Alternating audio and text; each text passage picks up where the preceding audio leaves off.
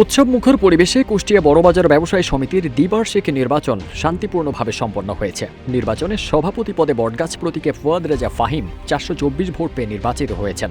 তার নিকটতম প্রতিদ্বন্দ্বী মোহাম্মদ মাসুদ রানা ছাতা প্রতীকে 102 ভোট এবং মোহাম্মদ আলামিন রানা কানাই গরুর গাড়ি প্রতীকে পান 91 ভোট।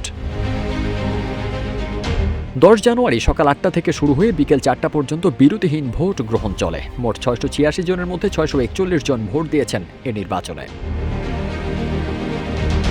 সহ সভাপতি পদে আনারস প্রতীকে মোহাম্মদ ইদ্রিস আলী 374 ভোট পেয়ে জয়ী হন। সাধারণ সম্পাদক পদে ট্রাক প্রতীকে মোহাম্মদ আরিফুল ইসলাম আরিফ 340 ভোট পেয়ে নির্বাচিত হন। সহ সাধারণ সম্পাদক পদে রেঞ্জ প্রতীকে মোহাম্মদ সাইদুল ইসলাম বিশ্বাস, সাংগঠনিক সম্পাদক পদে টিয়া পাখি প্রতীকে মোহাম্মদ ওভি আরাফাত এবং কোষাধ্যক্ষ পদে হরিণ প্রতীকে মোহাম্মদ জিল্লুর রহমান নির্বাচিত হয়েছেন।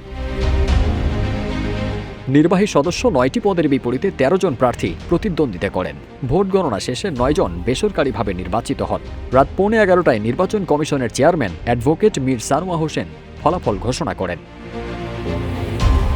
ফারদিন সানি, রূপালী বাংলাদেশ।